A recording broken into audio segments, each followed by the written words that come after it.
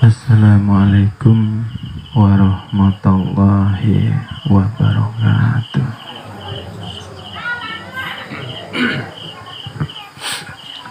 Bismillahirrahmanirrahim. Alhamdulillahi rabbil alamin.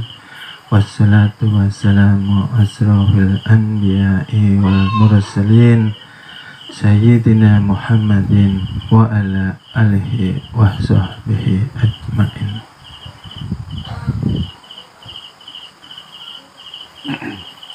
Ashhadu an la ilaha illallah wahdahu la syarikalah al-malikul haqqul mu'bin wa ashhadu anna sayyidina wa nabiyana wa maulana Muhammadan abduhu wa rasuluh as-sadiqul wa'dil amin.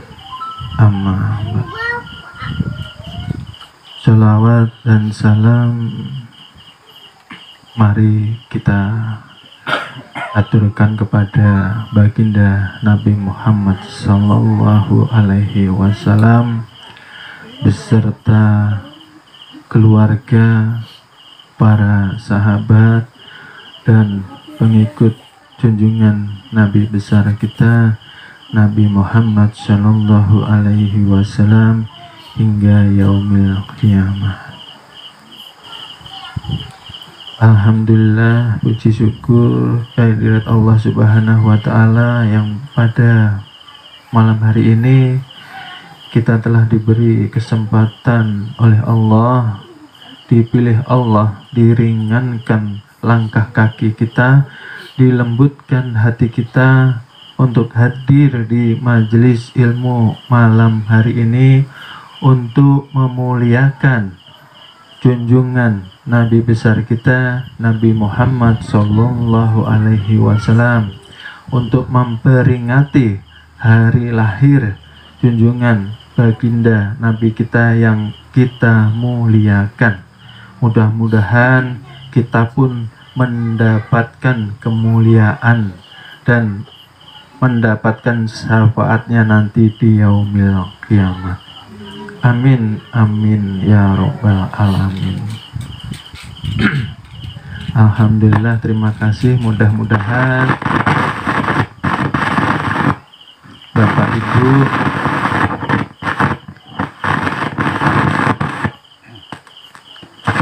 adik-adik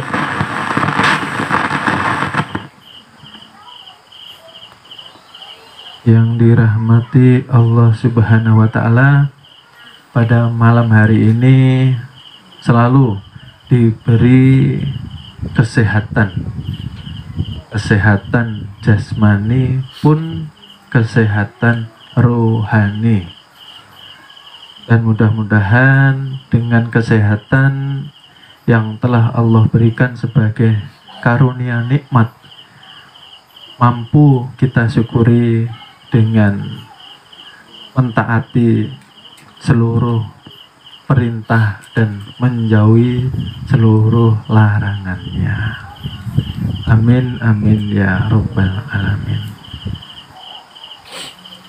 Baik Bapak Ibu, adik-adik yang dimuliakannya Allah Subhanahu wa taala, pada malam hari ini insya Allah kita ikut bergembira, ikut bersukacita di dalam memperingati kelahiran dari baginda Nabi yang kita cintai, yang kita rindukan, yang kita jadikan sebagai uswatun hasanah di dalam kehidupan kita, yang kita jadikan panutan hidup dunia wal akhirat, yang mampu menyampaikan kita kepada Allah Subhanahu wa ta'ala. Alhamdulillah, dan mudah-mudahan Allah meridhoi kita pada malam hari ini, ya. Maulid telah berlalu dan kita ikuti mungkin di berbagai tempat, pun di masjid maupun di tempat-tempat peribadahan. Ya. Dan di sini pada khususnya kita memperingati dengan secara maknawiyah, dengan harapan kita ketika bersukacita memperingati, kita juga mendapatkan pelajarannya. Kita juga mampu memahaminya, dan kita mampu mendapatkan semangat, nilai-nilai yang telah Rasul tinggalkan kepada umatnya. Karena sungguh disayangkan ketika kita banyak mengikuti acara Maulid Nabi, tetapi kita pulang hanya membawa gembira, tidak mendapat selain kegembiraan itu. Sungguh disayangkan. Kenapa? Karena di dalam Maulid sungguh amat besar iktibar keselamatan untuk kita. Dan ini yang akan kita bahas pada malam hari ini. Pada saat ini kita memasuki bulan Rabiul Awal. Kita semua sudah sangat paham, sangat mengerti, dan betul-betul paham bahwa di bulan ini ada peristiwa yang sangat-sangat bersejarah, khususnya buat kita umat Islam di seluruh dunia, yaitu kelahiran manusia sempurna, manusia istimewa, manusia yang dimuliakannya, yang menjadi kekasih Allah Subhanahu wa Ta'ala, yang menjadi nabi kita, nabi penutup seluruh para nabi, nabi yang paling sempurna. Dan kita harus berbangga karena tidak semua umat mendapatkan nabi seperti Nabi Muhammad Sallallahu Alaihi Wasallam. Dan para ulama meriwayatkan bahwa barang siapa memperingati atau merayakan hari daripada kelahiran junjungan Nabi Muhammad Sallallahu Alaihi Wasallam dengan beserta orang banyak dan dengan berhadiah serta bersedekah, maka yang hadir akan mendapatkan syafaat dari Allah Subhanahu wa Ta'ala melalui Rasulullah kelak di yaumil qiyamah, di mana ketika itu banyak sekali yang meminta syafaat, tetapi kita yang diutamakan, kita yang diprioritaskan, karena kita dikatakan umatnya junjungan Nabi besar Nabi Muhammad Sallallahu Alaihi Wasallam. Dan di sini tadi yang saya katakan bahwa kita memperingati Maulid ini diharapkan juga mampu memahami makna yang terkandung di dalamnya, agar mendapatkan tuntunan dari junjungan Nabi besar kita, agar kita selamat dunia sampai nanti di akhirat. Dahulu kala sebelum Rasulullah dilahirkan, sebelum Rasulullah didatangkan,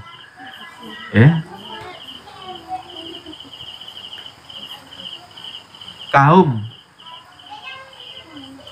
Arab pada waktu itu dikatakanlah masyarakatnya jahiliyah. Ya. Jadi sebelum Rasulullah dilahirkan, kesyirikan yang diperbuat oleh bangsa Arab merajalela, Bapak Ibu. Kesyirikan di mana-mana sebelum datangnya Rasulullah, sebelum lahirnya Rasulullah. Oleh sebab itulah dikatakan bangsa jahiliyah. Ya. Dan alhamdulillah ketika Allah mengutus Rasulnya, dilahirkan, didatangkan di tengah-tengah bangsa Arab pada waktu itu, maka disertai dengan kejadian yang luar biasa. Masih ingat Bapak Ibu kejadiannya apa? Kejadian ketika Rasulullah lahir, patung-patung berhala yang ratusan jumlahnya pada waktu itu berada di Baitullah, berhala itu runtuh, hancur semua, Bapak Ibu. Dan di saat bersamaan, masih ingat, api Majusi yang bertahun-tahun tidak pernah padam. Tidak pernah padam, Bapak Ibu. Bayangkan, bertahun-tahun. Ketika Rasulullah lahir, padam, Bapak Ibu, dengan kehendak Allah Subhanahu wa Ta'ala. Dan inilah nantinya salah satu daripada banyaknya pelajaran yang harusnya mampu kita dapatkan, mampu kita petik. Karena ketika Rasulullah telah meninggalkan umatnya secara zahir, Rasulullah berpulang ke rahmatullah, Rasulullah tidak mati, ya Bapak Ibu. Tolong ini diingat dan ini dijaga. Kita sebagai umatnya, sebagai seorang yang salik, menuju pada ketuhanan, kita harus paham Rasul tidak mati, Rasul tidak meninggal. Tidak boleh kita mengatakan, karena Rasul ialah kekasihnya Allah dan hidup selama-lamanya. Zahirnya saja, Bapak Ibu, zahirnya saja terlihat seperti orang yang meninggal. Tapi kenyataannya ketika kita merayakan seperti ini, Rasulullah selalu hadir karena rasa cintanya kepada umatnya. Jadi jangan diitikatkan, ya Bapak Ibu. Dan ini sangat penting, pelajaran untuk kita juga.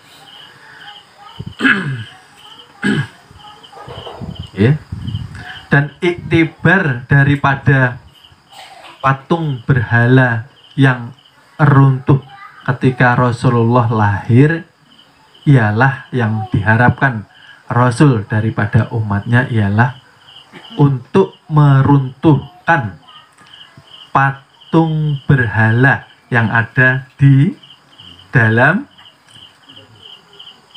tubuh, jasad, diri manusia yang masih mengakui adanya wujud dirinya. Nah, ini loh Bapak Ibu, kita ini ditinggalkan oleh junjungan baginda yang kita cintai. Apakah kita ini akan kembali ke masa jahiliyah? Saya kira kan tidak, ya Bapak Ibu, karena sangat banyak pelajarannya.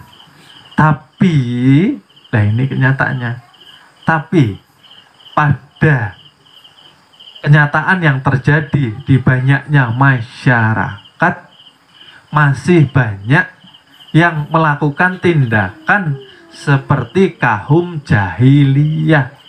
Apa perbuatan mereka? Perbuatan mereka apa? Masih suka berjudi, masih suka sambung ayam, masih suka menindakkan hal-hal yang menjurus kepada kesirikan dan maksiat. Masih berani melakukan penipuan. Itu kelakuannya bangsa jahiliyah. Masih berani melakukan perzinahan. Apalagi mohon maaf, nauzubillahi min dzalik, sekarang banyak sudah yang tersebar LGBT, sesama wanita saling suka, sesama laki-laki saling suka. Itu jahiliyah Bapak Ibu. Tadinya terjadi di masa ketika Rasul belum datang di tanah Mekah, Arab Saudi. Ketika Rasul sudah berjuang, kita ditinggalkan. Nah, ini yang mengkhawatirkan sekali, karena indikasi masa jahiliyah itu sudah kembali kepada masyarakat Bapak Ibu. Karena sudah tahu ini larangan Tuhan, larangan Allah sudah tahu, tapi masih dikerjakan. Tidak ada rasa takutnya. Ini loh Bapak Ibu. Kalau maulid kita kumpul, bergembira, mencintai. Ketika mencintai maka harus dibuktikan Bapak Ibu. Harus meneladani, harus meneruskan nilai-nilai perjuangan Nabi. Tapi pada kenyataannya, kaum jahiliyah pun suka bermusuhan Bapak Ibu. Sesama muslim, tidak ada yang mau mengalah, tidak ada yang mau toleransi. Sesamanya ini berkelahi, masih mau membodohi saudaranya sendiri. Nah, ini kaum jahiliyah sekarang sangat banyak tampil di permukaan. Ini loh, ini harusnya momen ketika bulan Rabiul Awal, mari kita teruskan perjuangan Nabi. Katanya cinta, katanya gembira. Harusnya diisi dengan nilai-nilai yang bermanfaat untuk keselamatan diri utamanya, untuk keluarga, dan umumnya untuk sesama umat manusia, umat Islam itu sendiri, karena dari kecil kita sudah paham, sudah sangat hafal Bapak Ibu, yang diceritakan kelahiran Nabi dari awal sampai akhir. Tetapi poin di sininya yang jarang sekali dikaji, dan yang dikatakan api majusi yang tidak pernah padam. Tapi kenapa ketika Rasul lahir dia padam? Ya disinilah iktibarnya. Ketika kita umat Rasulullah mampu meneladani perjalanan Nabi menuju kepada Tuhannya, ketika kita mampu merobohkan berhala yang ada di tubuh, jasad, diri, keakuan wujud manusia, maka disitulah akan padam api neraka. Karena selama masih ada pengakuan adanya wujud diri, disitulah kita akan menjadi bahan bakar api neraka. Nah, Bapak Ibu, seperti itu loh. Jadi apa nilai-nilai yang bisa kita ambil, yaitu tadi kita harus meneruskan perjuangan Nabi, karena Nabi dihadirkan untuk mengajarkan yang namanya iman, yang mengajarkan yang namanya tauhid, mengajarkan kepada umat di Arab waktu itu supaya mereka mengenal Tuhannya, Bapak Ibu. Nah, seperti itu loh. Karena tanpa mengenal Tuhan, kita tidak mampu kembali kepada Allah dengan bersih dan suci. Karena apapun ibadah yang kita perbuat tanpa diletakkan, didasari dengan pengetahuan ma'rifah, maka semua akan sia-sia. Tidak ada gunanya, tidak ada nilainya. Yang didapat hanya lelah dan sia-sia. Lalu ada yang berucap seperti ini. Yang saya dengar bahwa urusan diterima atau tidak itu kan urusan Tuhan. Nah, yang penting kita sholat, Pak. Bapak ini jangan seperti Tuhan, menghakimi manusia. Kita ini mau sholat, sampean bilang percuma. Lah ini sedang syariat fikihnya kan ada rukunnya. Baik, kalau rukun syariatnya terpenuhi, kan yang menghadap Tuhan bukan hanya jasad, tapi juga rohani. Ketika menghadap Tuhan, tubuh menghadap ke kiblat, kolbu menghadap ke Tuhan. Berarti ingat Tuhan. Bagaimana ceritanya kita mau mengingat sedang kita belum mengenal? Contoh Bapak Ibu begini. Nanti saya jawab pertanyaan yang tadi. Bapak Ibu bisa nggak mengenal suaminya atau istrinya sekarang ketika Bapak Ibu duduk di sini, suami atau istri di rumah? Bisa enggak mengingat saat ini? Bisa. Karena sudah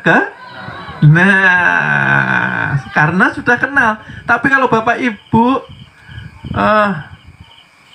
saya minta tolong Bapak Ibu doakan saudara saya yang bernama Muhammad bin Saifullah yang ada di Jawa. Pasti bingung Bapak Ibu. Lah orangnya aja nggak kenal, bagaimana ngirim ini? Bisa mengingat nggak Bapak Ibu saudara saya yang belum Bapak Ibu kenal? Nggak bisa, karena nggak kenal gitu loh. Nah, seperti itu juga yang dikatakan bahwa sebaik-baiknya ibadah secara syariat diterima, tapi secara hakikat gugur di hadapan Allah Subhanahu wa Ta'ala yang tanpa didudukkan, didasarkan di ma'rifahnya. Itu yang pertama Bapak Ibu. Artinya kan kita menipu diri, menipu Tuhan. Karena di dalam sholat kita bersyahadat. Nah, yang kita saksikan siapa? Menyaksikan itu kan kalau sudah kenal. Ya seperti itu tadi. Bapak Ibu mampu mengingat suami atau istri di rumah karena sudah kenal. Lah sedang Tuhan belum kenal, terus bersyahadat, yang diingat siapa? Karena Tuhan bukan lafaz alif lam lam ha. Bukan. Itu nama, kebesaran, zat, sifat asma dan ya itulah Bapak Ibu. Oleh sebab itu inilah perjuangan Rasul dilahirkan.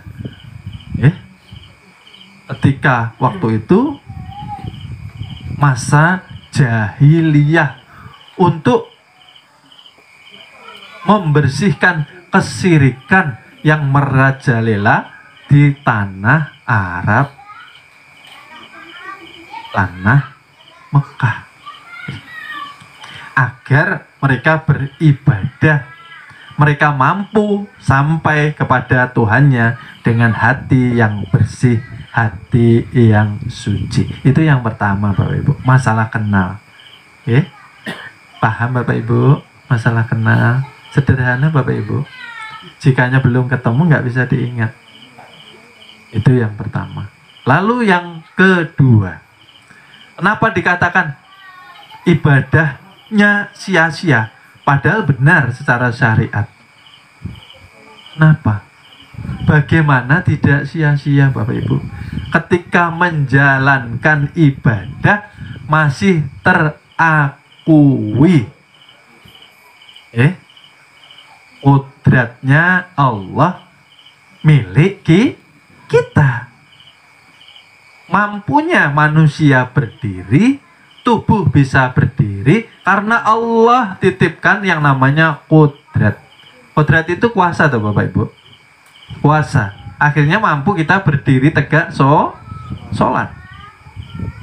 Tapi beda Bapak Ibu. Kodrat itu bukan kaki, kaki itu bukan kodrat. Kaki tanpa kodrat tidak kuasa berdiri. Kan seperti itu. Tapi yang tidak mampu mengenali, maka diakui bahwa inilah ibadah, merasa bahwa bahwa dia yang mampu beribadah.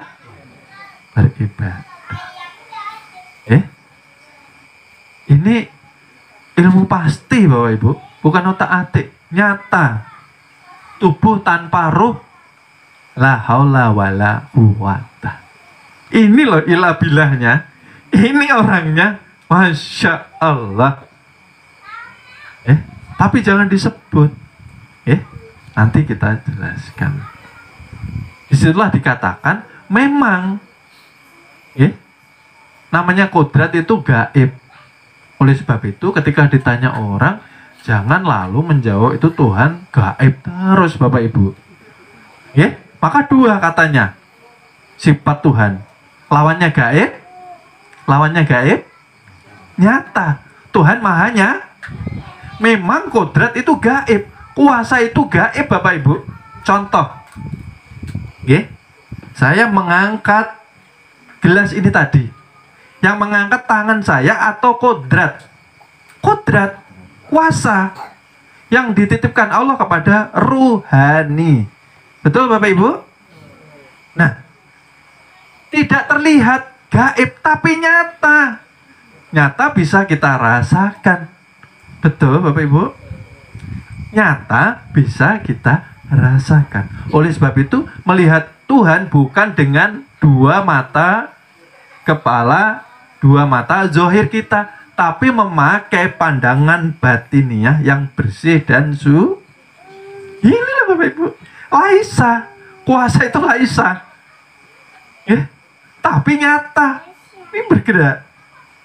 Ini namanya kodrat Bapak Ibu, bukan tangan yang mempunyai kodrat. Itulah karena jasad ini casing. Casing itu hanya sampul. Sampul tanpa kodratnya Allah tidak mampu mempunyai kuasa. Kata Tuhan, tapi kenapa setiap kamu ibadah kok kamu mencuri sifatku? Artinya seumur hidup ketika kita melakukan ibadah, tapi kita mengakui kita mampu beribadah, seumur hidup itu pun kita bergelimang dosa. Kita mengaku-ngaku sifat Tuhan yang bukan milik Ini loh Bapak Ibu, yang ketika orang sholat justru masuk neraka. Oke? Memang harus rinci penjelasannya. Bukan kita ini menghakimi, bukan kita menjadi Tuhan, tapi faktanya ilmu harus mampu menjelaskan kepada umat bahwa menghadap Tuhan harus bersih dan suci. Zahirnya berwudu, batinnya harus diwudukan. Caranya hilangkan berhala yang ada di tubuh, jasad, dan di diri. Contoh kelahiran Rasulullah. Nah, kita ngurusi berhala di luar diri, tapi yang ada dipelihara. Nah, aku ini tadi bacaanku waktu jadi imam, kayaknya bagus ini. Masuk sudah Bapak Ibu. Aku. Nah, selama bangun tidur sampai nanti mau tidur, ketika kita merasa ada diri yang dikhawatirkan. Ini Bapak Ibu yang dikhawatirkan. Ketika kita berpulang di dalam keadaan goplah, di dalam keadaan lalai, dalam keadaan kolbu tidak ma'rifat, ya, maka disitulah indikasi kepulangan kita tidak kepada Allah. Maka su'ul Nah, ini sangat urgent Bapak Ibu, ini sangat penting. Ya, maka kami sampaikan dalam rangka Maulid junjungan Nabi besar Nabi Muhammad Sallallahu Alaihi Wasallam. Kita harus bergembira Bapak Ibu, karena ilmu ini Rasul ajarkan sampai kepada kita. Artinya kita dikehendaki kebaikan oleh Allah Subhanahu wa Ta'ala. Karena Allah tidak bisa dikenal Bapak Ibu.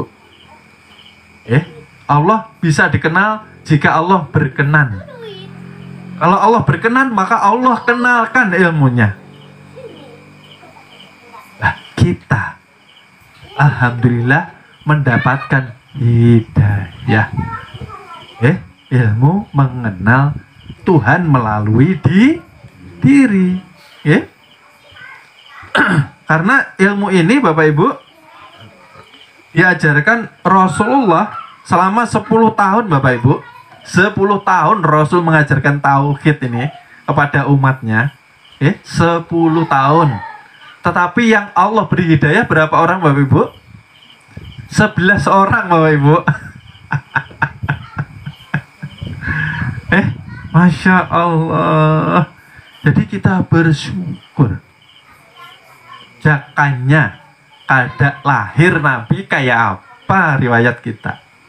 Nah, nangka itu karena seluruh Nabi mendapatkan syafaat daripada nur Nabi kita, Nabi Muhammad Sallallahu Alaihi Wasallam. Contoh Nabi Adam mendapatkan syafaatnya karena berkat dari nur Nabi kita, Nabi Adam dilahir.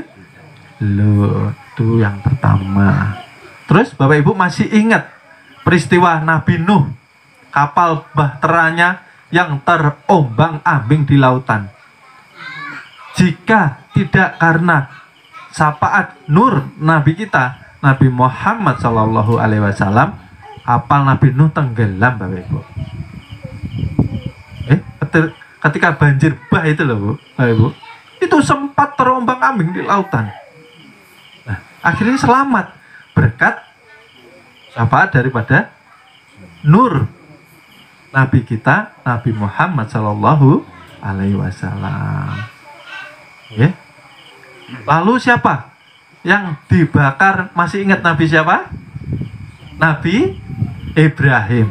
Selamat dari kobaran panasnya api neraka juga berkat syafaat daripada nur Nabi kita, Nabi Muhammad Sallallahu Alaihi Wasallam. Dan mudah-mudahan kita yang malam ini mencintai Nabi kita sepenuh hati, mudah-mudahan kita pun mendapatkan syafaatnya. Amin amin ya robbal alamin. Karena seperti itu Bapak Ibu, karena penyakit kaum jahiliyah pun sudah menjangkiti umat akhir zaman. Berulang kali diterangkan di masjid-masjid, tablik akbar, di stadion, para ustadz dan ustazah menyampaikan pesan kebaikan kebenaran dari junjungan Nabi besar. Tapi pada kenyataannya setelah pulang dari tablik akbar, sifat tabiat jahiliyah masih melekat kepada umat. Nah, kira-kira penyebabnya apa Bapak Ibu? Penyebabnya ialah keimanan kita krisis daripada iman kita krisis daripada kekuatan nur yang telah Allah tanamkan kepada iman terkikis Bapak Ibu. Ibaratnya begini Bapak Ibu, kalau saya nyetater motor, kalau baterainya sowak, bisa hidup apa enggak Bapak Ibu? Enggak bisa, paling bisa gitu. Mobil juga begitu Bapak Ibu. Kalau baterainya sowak, di string, nah, karena baterainya lemah iman terkikis oleh apa Bapak Ibu? Oleh dosa-dosa kita, maksiat kita yang tanpa kita sadari kita perbuat setiap hari. Itu mengikis keimanan kita Bapak Ibu. Ibarat baterai keimanan ini lemah. Indikasi lemah apa? Menjalankan sholat koler, malas, berat. Nah, ntar sok. Nah, puasa Ramadan seperti itu juga. Sahur di rumah sahur. Nanti di tempat kerja jam 8 pagi buka di warung gaib, karena biasanya kakinya yang kelihatan aja Bapak Ibu. Orang rumah nggak ngerti Bapak Ibu. Nanti pulang pasang wajah lesu. Ngerti tapi tetap dilanggar. Artinya bukan tubuh yang lemah Bapak Ibu. Wong tubuh ngangkat beras berapa kilo mampu kuat. Tapi kenapa giliran ibadah kok lemah? Karena iman terkikis. Bangun malam itu sepertiga malam, pasang alarm, kring, dilihat aja, matikan lagi. Berat, mau bangun ini berat. Lalu tindakan apa kita ketika kita merasakan indikasi gejala seperti itu? Perbanyak istighfar Bapak Ibu. Astagfirullahaladzim. Harusnya kita menangis Bapak Ibu. Istighfar itu, ya Allah malam ini saya nggak bisa tahajud. Nangis. Kenapa? Karena dengan iman kita yang lemah, kita kehilangan kesempatan untuk mengumpulkan bekal akhirat. Karena di setiap hari umur kita tidak bertambah Bapak Ibu. Umur kita berkurang. Karena tanda-tanda orang yang tidak sedih ketinggalan ibadahnya ialah tanda-tanda hatinya perlu dihidupkan. Hatinya perlu dilembutkan. Orang itu kalau hatinya bersih, lembut, dia akan menyesal kehilangan kesempatan untuk beribadah. Tidur itu jangan terlalu diloskan. Dari jam 9 malam sampai jam 6 sudah terang. Ya, ya belajar ya Bapak Ibu, belajar. Artinya belajar kita minta ampun sama Allah Ta'ala. Karena tanpa Allah kehendaki kita tidak mampu ibadah Bapak Ibu. Ada saja halangannya. Jangan merasa kita mampu ibadah. Contoh yaitu tadi, sepertiga malam kita ingati. Kita ini dibangunkan Tuhan enggak? Nah, kalau tidak berarti itu tadi kaitannya dengan baterai. Baterai kita soak, baterai keimanan kita terkikis. Lemah. Jadi untuk memulai start tubuh ibadah, dia ya mati lagi, Pak. Pejam lagi matanya. Berat tidur daripada ibadah. Dan itu bukan salah kita Bapak Ibu. Itu satu motivasi untuk kita mau berjuang. Berjuang memerangi nafsu yang tidak baik di dalam diri kita. Kita ini mengharap surganya Allah Ta'ala tapi tidak mencari ridhonya. Nah ini yang sering terjadi sekarang. Ya Allah, mudah-mudahan kau masukkan hamba di surgamu ya Allah. Pagi belanja itulah, kumpul sama ibu-ibu. Mendatangkan jamaah, mengumpulkan, mengadakan majelis ghibah. Nah, oh yang itu gini loh. Oh iya betul itu. Mengharap surga tapi menjauhi ridhonya Allah Subhanahu wa Ta'ala. Seperti itu. Jadi kita harus betul-betul menjaga ya Bapak Ibu. Kita harus menjaga supaya kita terjaga daripada dosa-dosa kecil maupun dosa-dosa yang besar. Dan untuk kita mampu mengenali Tuhan secara mudah, kita harus mengenali perbuatannya. Di mana perbuatannya? Di dalam batang tubuh kita. Contoh ya seperti yang sudah saya jelaskan. Pada hakikatnya manusia tidak mampu menerbitkan perbuatan sedikit pun.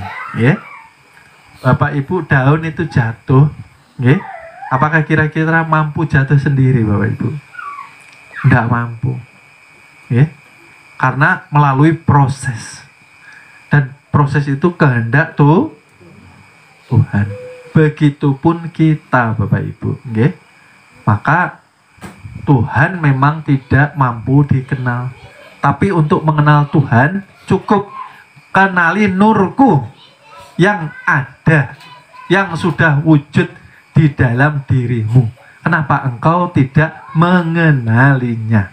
Nur yang mana Bapak Ibu? Dikatakan Nur Muhammad ialah ruhani di dalam diri kita. Ruhani itulah yang mampu memberi perintah kepada kolbu dan akhirnya memerintah jasad batang tubuh kita Bapak Ibu. Karena Nur Muhammad itu esa dengan nur Tuhan. Nurullah. Nurullah esa dengan aku kata Tuhan. Paham Bapak Ibu? Ketika Tuhan ingin dikenal, maka menzahirkan daripada bagian dirinya namanya Nurullah. Nurullah menzahirkan kepada Nur Muhammad. Karena Nurullah belum mampu dikenal karena merupakan zat semata. Mampu dikenal ketika mempunyai sifat, dikatakan Nur Muhammad. Berarti Bapak Ibu, Tuhan esa dengan Nurullah. Nurullah esa dengan Nur Muhammad. Nur Muhammad esa dengan insan. Artinya kita pun esa dengan Tuhan. Karena esa dengan Nur Muhammad, Nurullah, dan di situ Tuhan berada Bapak Ibu. Laisa kalau contohnya itu tadi kudrat, kuasa, irodat, kehendak. Bagaimana manusia mampu berjalan ketika Tuhan tidak menitipkan kodrat irodat kepada mampu Bapak Ibu? Tidak mampu. Bapak Ibu sampai di sini alhamdulillah. Kodrat irodat Allah titipkan kepada Nah, ketika kita sudah mengenal yang diharapkan dari maulid, tadi sudah paham tuh Bapak Ibu, kelahiran junjungan Nabi besar kita. Yang diharapkan kita pun mampu lahir untuk yang kedua kali. Yang pertama lahir dari ibu kita. Yang kedua lahir dari perjuangan jihad binafsi kita. Karena selama ini ruh kita terikat oleh sifat-sifat hewan dan sifat-sifat seton. Bisa dikeraskan nggak? Kalau panas dikeraskan.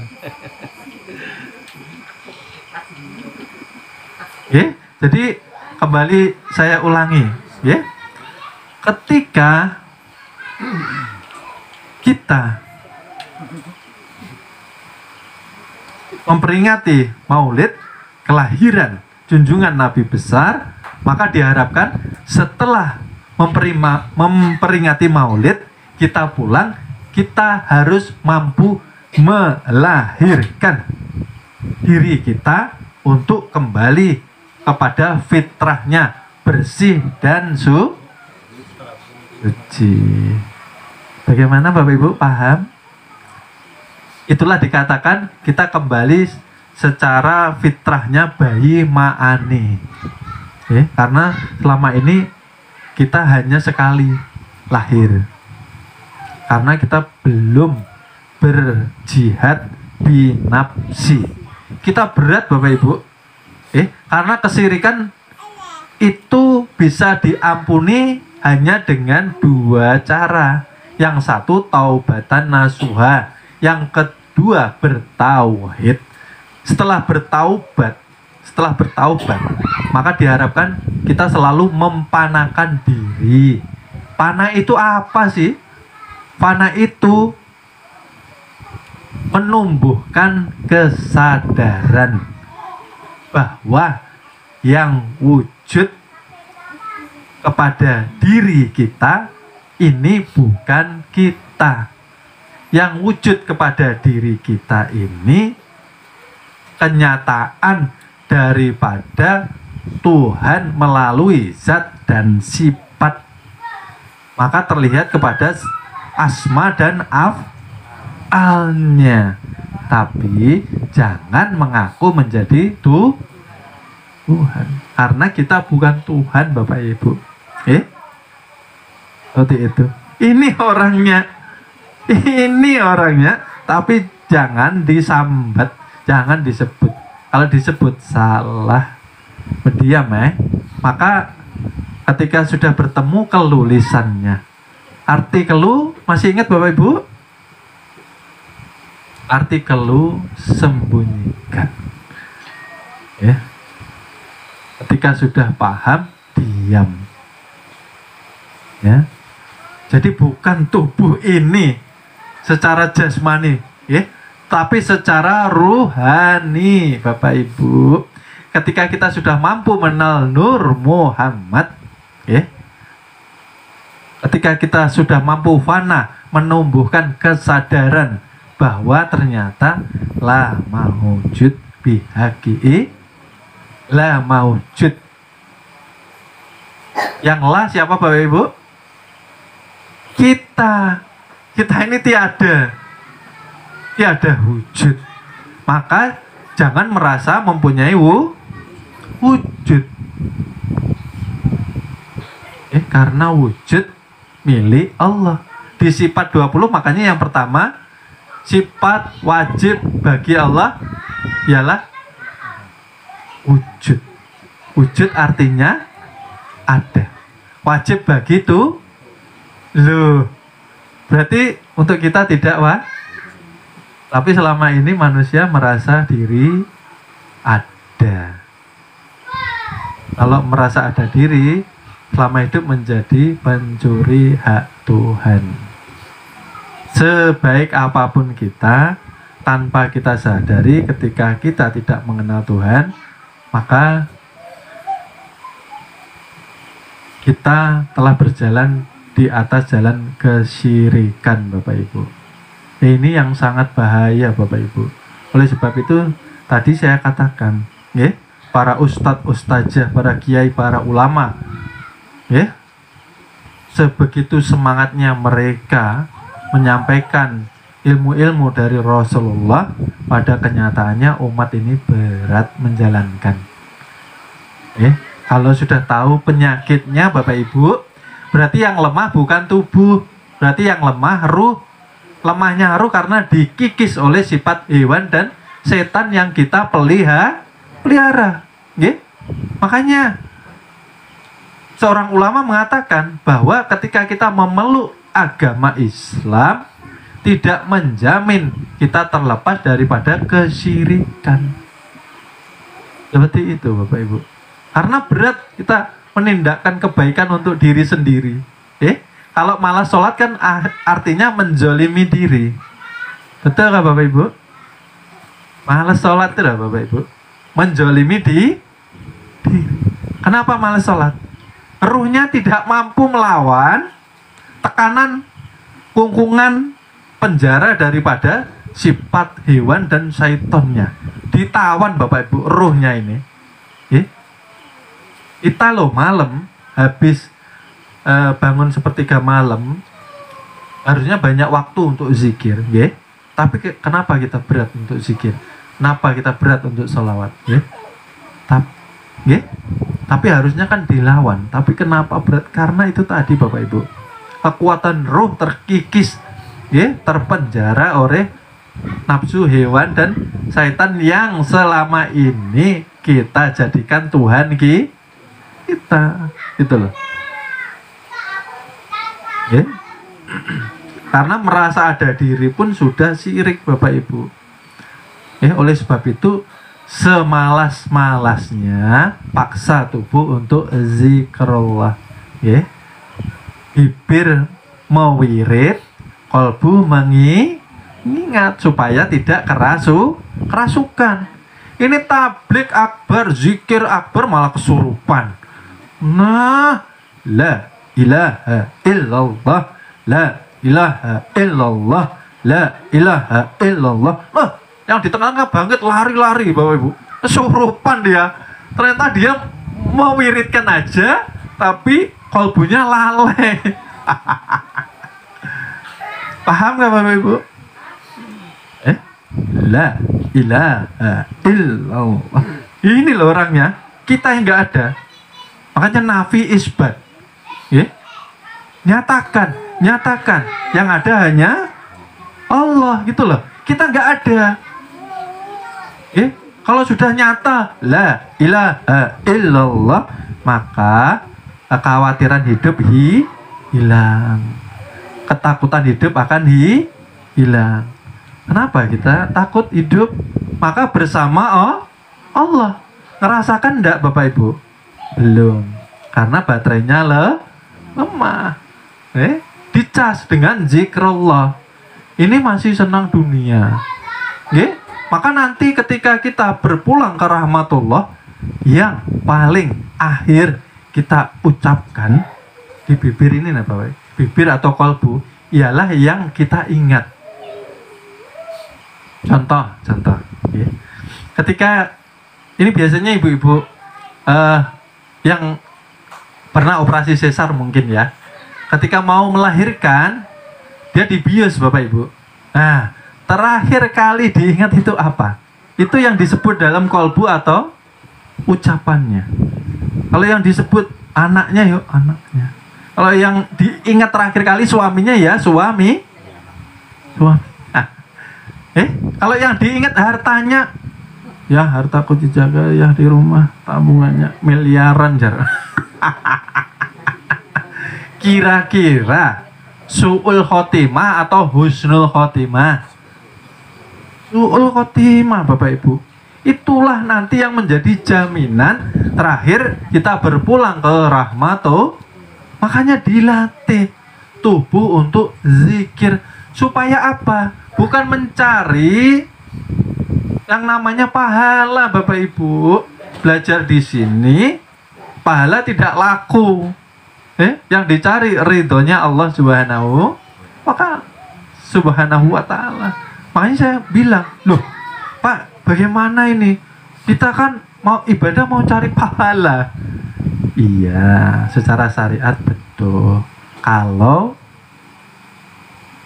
kita mampu melakukan ibadah. Oh, yang ibadah itu loh, yang bantu Tuhan. Kok kita minta imbalan? Ibadahnya seperti orang Cina. Nggih. Berdagang tuh loh, minta imbalan. Harus ada imbal baliknya. Sedang yang mendirikan sholat kan si kodrat irodat. Betul kah? Atau benar ini? Nah, harusnya malu. Kalau kita minta pahala, minta surga. Satu yang kita minta, supaya Allah ini ridho sama kita. Kalau sudah ridho, nah nyaman. Gitu loh, nggak usah diminta. Lah kita ini ya itu. Biasanya datangnya kepada Allah itu kalau sudah punya banyak beban masalah, itu manusia itu. Kalau sudah berat bebannya, nyari Tuhannya baru.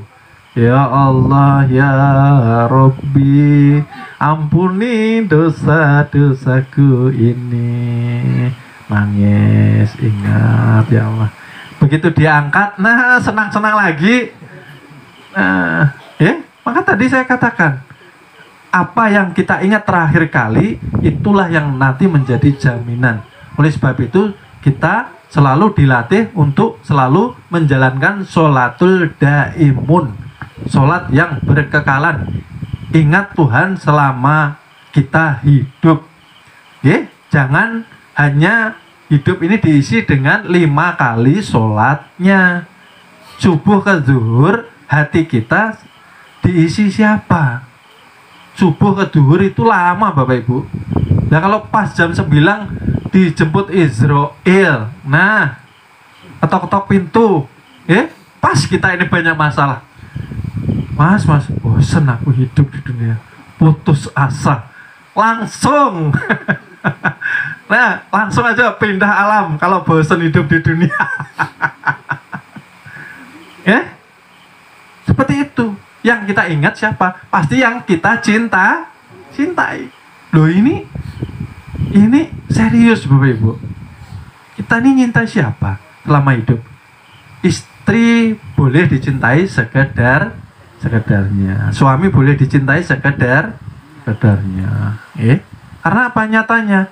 Suami meninggal, nah setahun kemudian istri berlaki-laki. Nah, laki juga gitu, sama aja. Artinya apa? Jangan salah menempatkan cinta. Yang utama cintai Allah, cintai Rasulullah. Itu loh Bapak. Karena itu yang menyertai, itu yang menyelamatkan kita dunia wal akhir. Nah, maka cintai. Sholat daimun Bapak Ibu. Bagaimana? Kan sudah diajari.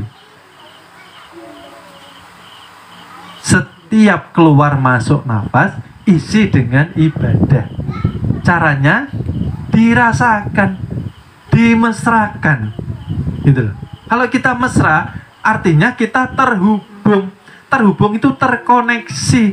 Terkoneksi itu ibarat kabel menyentuh listrik lalu menyala bohlam lampunya. Itu yang namanya terhubung Bapak Ibu. Maka selalu jaga kolbu kita terhubung dengan Tuhan gitu loh. Sambil nyangkul, rasakan. Tidak usah dizikirkan. Bukankah dengan merasakan ini wujud syukur kita kepada Allah Subhanahu wa ta'ala?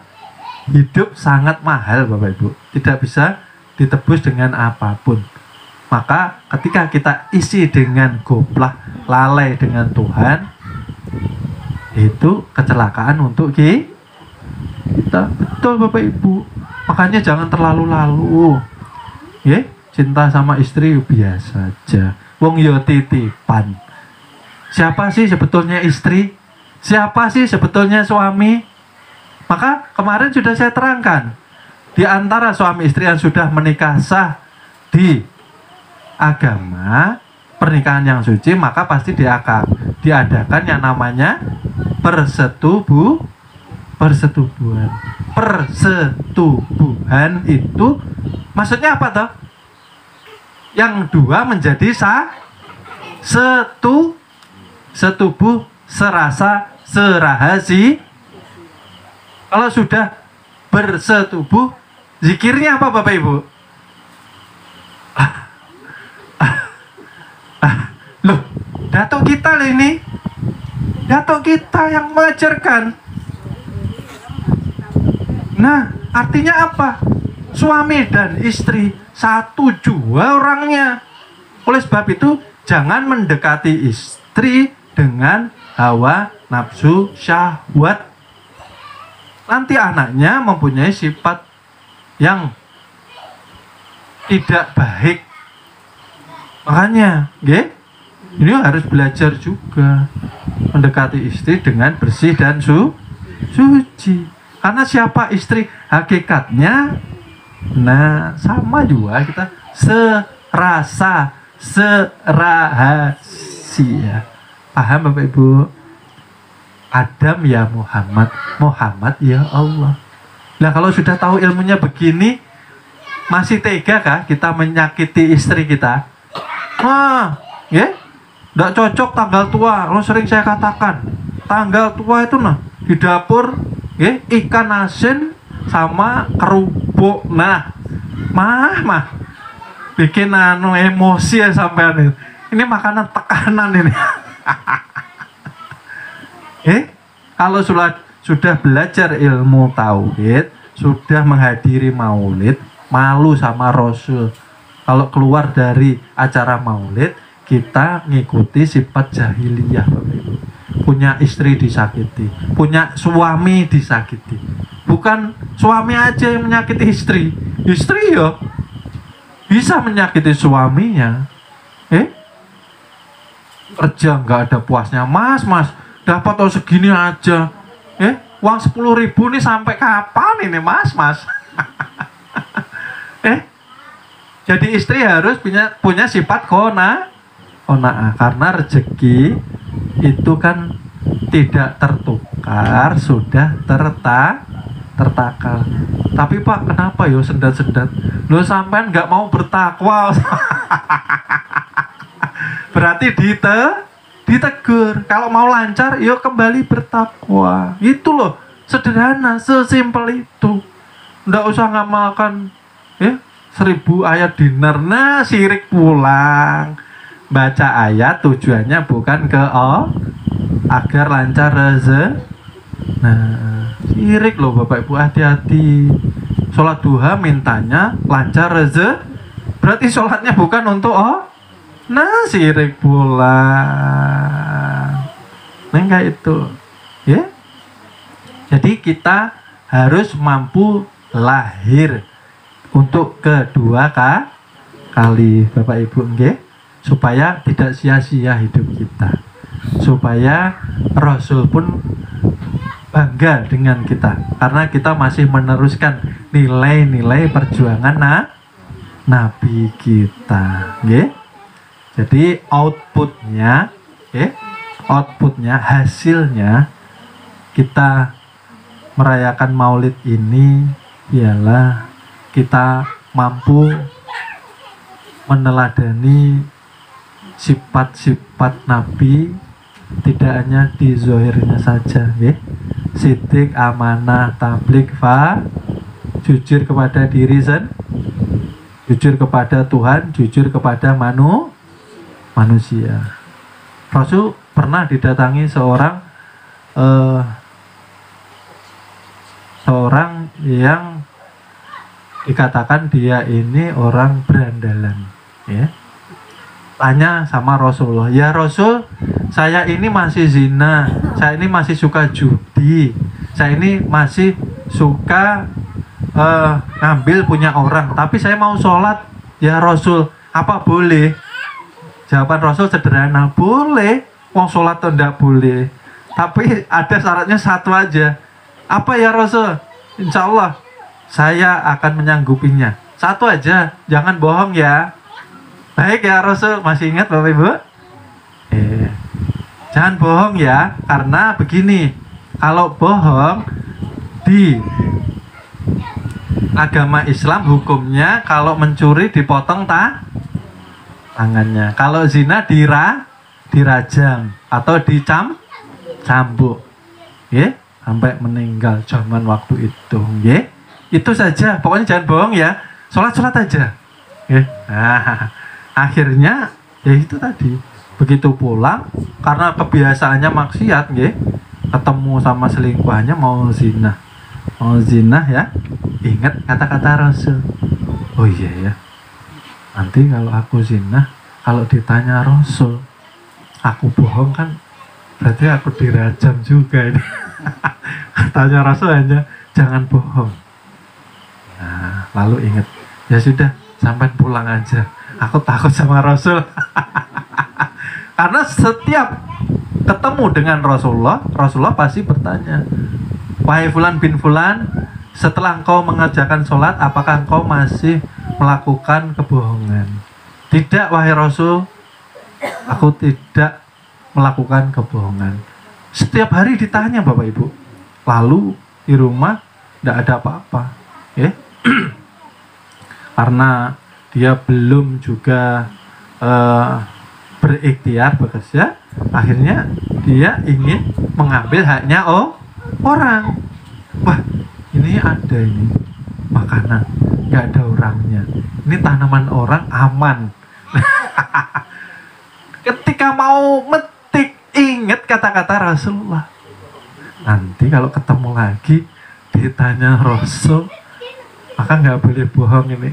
Kalau ketahuan dipotong tangan gue ini. Akhirnya nggak berani mengambil lagi. Akhirnya datanglah ke Rasulullah, wahai Rasul, saat ini saya tobat ya Rasul, karena kata-kata dari engkau tidak boleh berbohong itu saja sudah mencegah seluruh maksiat. Artinya ketika kita mengakui cinta sama Rasul, sering datang ke maulid, kalau tidak jujur malu sama Rasul, ya, malu. Kalau berat sholat malu, harusnya berat sholat malu, berat ibadah malu, berat zikir malu, ya. Karena bahaya Bapak Ibu, akhir zaman ini semangat kerja, ya, tapi malah sibuk. Nah, terlalu cinta dunia, semakin menggenggam dunia, maka semakin jauh hidayah dari Allah Subhanahu wa Ta'ala, ya. Baik, mungkin peringatan Maulid pada malam hari ini akan segera kita cukupkan karena waktu yang terbatas. Jadi kami ucapkan terima kasih. Mudah-mudahan harapan kami setelah pulang dari memperingati Maulid, kita mampu merobohkan berhala yang ada di dalam tubuh jasad diri kita, robohkan keakuan diri dan padamkan api, ya, dengan meniadakan keakuan di diri. Dan yang selanjutnya kami harap kita mampu meneruskan nilai-nilai perjuangan Rasulullah yang harapannya kita mampu melahirkan, membebaskan ruhani kita kembali terlahir fitrah dengan suci kembali, dengan melawan hawa, nafsu, sifat hewan dan sifat syaitan yang ada di dalam diri kita. Terima kasih, mungkin cukup sekian peringatan dan kajian kita. Mohon maaf apabila ada salah kata, salah ucap dari kami. Terima kasih. Kami cukupkan sekian. Wassalamualaikum warahmatullahi wabarakatuh.